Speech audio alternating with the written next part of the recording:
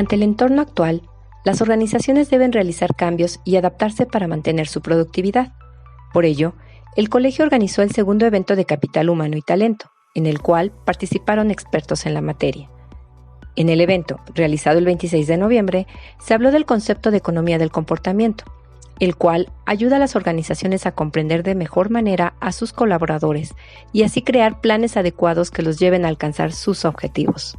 Por ejemplo, el confinamiento social pues se vuelve más complicado cuando nos damos cuenta que las personas a nuestro alrededor están saliendo o están teniendo reuniones, etcétera, ¿no? Entonces esto pone, como les decía, pues en tela de juicio la definición de racionalidad desde los modelos clásicos de la economía.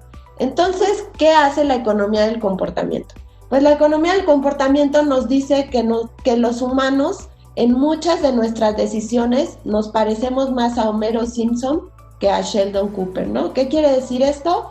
Pues que muchas veces temas como nuestra capacidad de poner atención limitada a cierto número de problemas o nuestra limitada fuerza de autocontrol y fuerza de voluntad, nuestra capacidad de procesar pues cierto nivel de información, pues nos va a llevar a tomar decisiones que son subóptimas, ¿no? Y entonces aquí, ¿qué significa esto en términos de los modelos económicos? Y aquí es donde la economía del comportamiento ha revolucionado totalmente a la economía. Les decía, notablemente al diseño de productos, al diseño de experiencias centradas hoy en este tipo de usuarios que consideramos pues de racionalidad limitada, ¿no? Y en políticas públicas. Entonces, ¿cómo a partir de esta aseveración, ¿no? De que los humanos pues vamos a presentar ciertos rasgos de racionalidad limitada, podemos sistematizar nuevos modelos que nos ayuden desde nuestra trinchera, ¿no? Por ejemplo, en el caso de lo que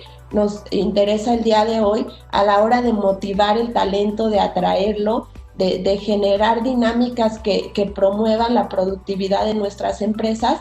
¿Qué significa que tomemos en cuenta estas características de los individuos de racionalidad limitada? Y aquí los economistas del comportamiento han generado bastante evidencia para pues aseverar que los individuos tenemos un autocontrol limitado, muchas veces tenemos creencias erróneas, incluso a nivel cultural, y tendemos a tener una atención limitada. Y todo esto va a caracterizar muchas de nuestras acciones y decisiones que tomamos en todos los ámbitos en el día a día.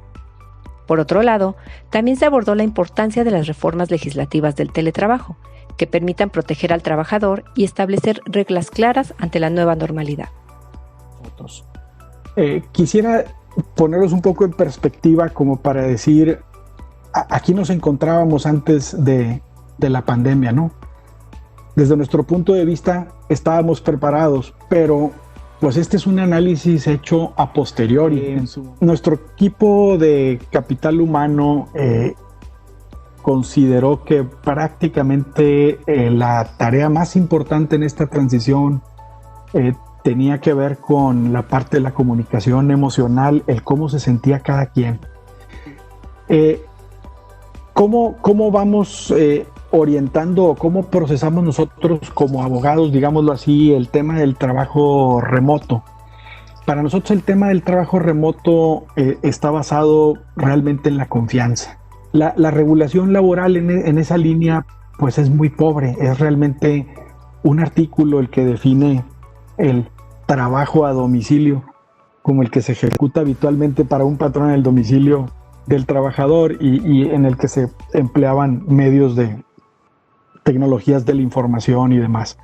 Muy, muy pobre la regulación dentro de un capítulo que además está realmente destinado a pues la gente que proporcionaba el trabajo de costura y demás, ¿no? Entonces, muy, muy anticuado, muy, muy escasa la regulación, pero apenas antier, el 24 de noviembre, la Comisión de Trabajo y Previsión Social de la Cámara de Diputados aprobó por unanimidad el dictamen de la minuta sobre el teletrabajo.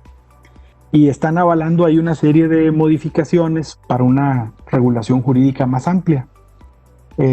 Lo llevan a un artículo que lo parten en varias letras y está entrando, digamos que a proporcionar una definición en sí del teletrabajo para prestarlo, digamos que en un lugar distinto a la instalación de la empresa o del centro de trabajo del patrón, utilizando tecnologías de la información y la comunicación. Y ya empiezan a darnos, por ejemplo, señales de, bueno, cuando el 40% de este cumplimiento de las tareas es fuera del centro de trabajo, pues entonces lo van a considerar como teletrabajo. Y así como estas van a darse muchas muy puntuales, específicamente dirigidas al tema del teletrabajo, de las obligaciones especiales para los patrones, de cómo los patrones habrán de aportar los medios, recursos, herramientas necesarias para cumplir con el trabajo, y de asumir gastos que deriven de la jornada, que se respete un derecho a la desconexión, que se proporcionen mecanismos y una capacitación adecuada a todo el personal, ¿no?